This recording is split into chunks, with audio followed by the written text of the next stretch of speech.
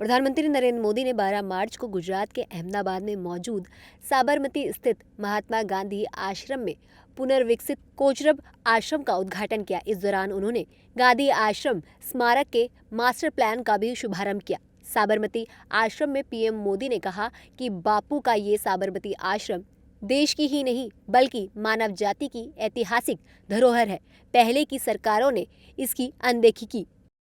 बापू के पहले जो पहला आश्रम था, शुरू में जब आए, वो कोचरब आश्रम, उसका भी विकास किया गया है और मुझे खुशी है कि आज उसका भी लोकार्पण हुआ है। साउथ अफ्रीका से लौटने के बाद गांधी जी ने अपना पहला आश्रम कोचरब आश्रम में ही बनाया था।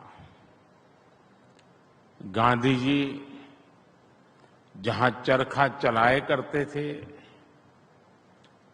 कारपेंटरी का काम सीखते थे, 2 साल तक कोचरब आश्रम में रहने के बाद फिर गांधी जी साबरमती आश्रम में शिफ्ट हुए थे। पुनर्निर्माण होने के बाद अब गांधी जी के उन दिनों की यादें कोचरब आश्रम में और बेहतर तरीके से संरक्षित रहेगी। जो देश अपनी विरासत नहीं संजो पाता, वो देश अपना भविष्य भी खो देता है।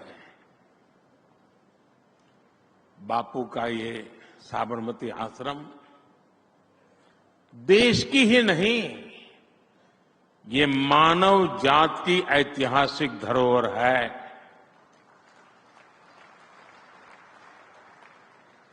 लेकिन आजादी के बाद इस धरोहर के साथ भी न्याय नहीं हो पाया। बापू का यह आश्रम कभी 120 एकड़ में फैला हुआ था। समय के साथ अनेक कारणों से एक घटते केवल 5 एकड़ में सिमट गया था। बता दें कि 12,000 करोड़ की लागत से साबरमती आश्रम का कायाकल्प किया जाएगा। मास्टर प्लान के तहत आश्रम के मौजूद 5 एकड़ क्षेत्र को 55 एकड़ तक बढ़ाया जाएगा। इसके अलावा आश्रम में मौजूद 36 इमारतों का रेनोवेट किया जाएगा। दरअसल साबरमती आश्रम 1915 में दक्षिणी अफ्रीका से भारत आने के बाद महात्मा गांधी द्वारा स्थापित पहला आश्रम था। इस मास्टर प्लान में 20 पुराने भवनों का संरक्षण, 13 भवनों का जीर्णोद्धार और 3 इमारतों का रेनोवेट करना शामिल है। इस दौरान पीएम मोदी ने कहा, साबरमती आश्रम आजादी की लड़ाई के साथ साथ विकसित भारत का भी तीर्थ बना है। मेरी माटी मेरा देश अभियान के तहत करोड़ों देशवासियों ने देश के बलिदानियों को श्रद्धांजलि दी। अमृत महोत्सव के दौरान 2 लाख से ज्यादा शिला पट्टिकाएं भी स्थापित की गई है। इसलिए साबरमती आश्रम आजादी की लड़ाई के साथ साथ विकसित भारत के संकल्प का भी तीर्थ बना है।